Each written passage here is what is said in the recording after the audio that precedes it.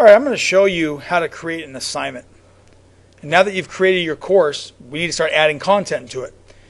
Okay, so let's go ahead and go over to the left-hand side of the screen, click on Assignments, and within this page here, you can create assignments in two different ways. The first one, let me show you, is if you wanted to create an assignment that you came up with an idea, you know you want to create this assignment, but you don't have time to really develop it just yet. So let's say, for example, later on in the semester, I want to teach about evidence. And I want to create an assignment for that. So I go ahead and create that, and it creates an instance of this lesson for me, or this assignment, but there's nothing there. I'm going to show you the other way here is to create an assignment, and let's say you want to develop it right now. You could click Assignment there, and you'll notice that it gives you a lot more to do now. Okay, and so let's go ahead and start here and create this assignment. Before evidence comes claims. So today's lesson, or today's assignment for my students, is going to be about claims. So I'll go ahead and put claims there. You'll notice that then now I have what we call a rich content editor. And this allows you to come in here and create the assignment. This is what the student is going to see when you're done with this assignment. There's a lot of different things you can do here. You can add links, you can add tables, you can add pictures, you can add math equations if you want, videos, and later on in the course I will show you how to use other apps and have other apps that work like TED Talks or YouTube. But for now, we're just going to do a simple lesson here. And what I want for this lesson, I want students to go to the New York Times and find an article. And I want them to, when they find this article, I want them to read it and identify all of the claims. So I'm going to go ahead and type that up for them. Okay, so I'm going to say, go to the New York, if I can spell, website and find an article that interests you. Spell check here. Once you have found the article, read it and find the author's claims.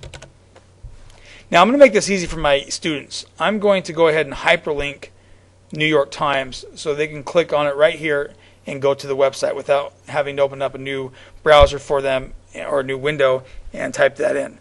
So I'm going to go ahead and hit the link button, and I'm going to type in nytimes.com, and I'm going to insert the link. So now I have the assignment for my student or my students. Okay. There are a few things we need to do now to finish up the assignment. First of all, we need to assign some points if we want to give points for this. So I'm going to assign it 25 points. We're going to ignore right now the assignment group. Okay. The display grade as, this allows you some freedom to show how you want the grade to be displayed. And you can see all the options here. You also have some options for how you want this to be submitted. You can have it so it's not a submission at all. You can have it so it's online, and that's the default. You can have it so students turn it to you on paper. And you can also use external tools, which we'll get to later on as well.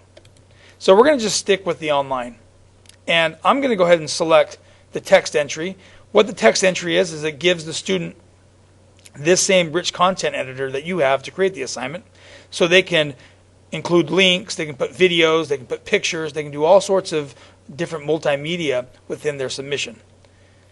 They also have the option, if you want, to be able to go to a website. And this would just be a website. They would copy the URL in there. There's media recordings, which allows students to use video or audio as a submission, so they can record their own videos.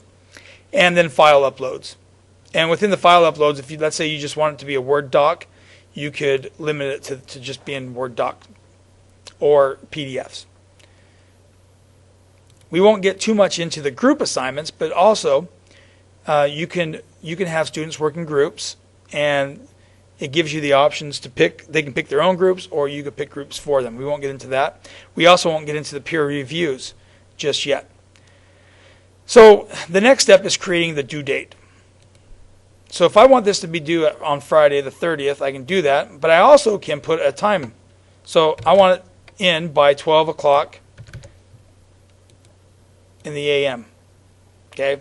Now I probably want, since I'm doing that, I probably would want that to be Saturday if I wanted to be due that Friday night.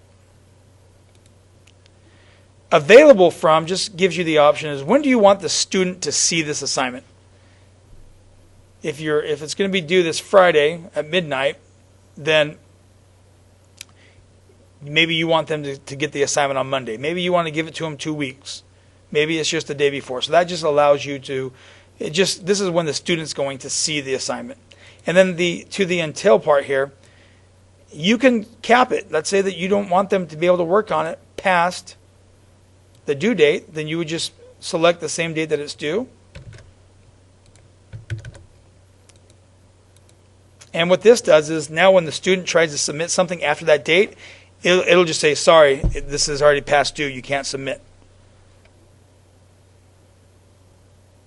Okay, if you don't want to use the until, let's say you just want to keep that blank because you're going to accept late work, what happens is when they submit something past this due date, it'll just say on their submission, when they submit it, it'll say this is late, and it will also show up on your end when you get the assignment. It'll say this was submitted late, and it'll give you the date that it was submitted. So once you've done all that, you can go ahead and hit Update Assignment. And now, if you went back to your Assignments tab, you will see that you have 2 assignments. Okay, one has a due date. I do want to point out that you'll see here that these little clouds here are grayed out because these assignments have not been published. Now, since we've already created the claims assignment and it's ready to go, we can go ahead and hit Publish there. And once we do that, now the students would be able to see that assignment. Right now, they wouldn't be able to see the evidence.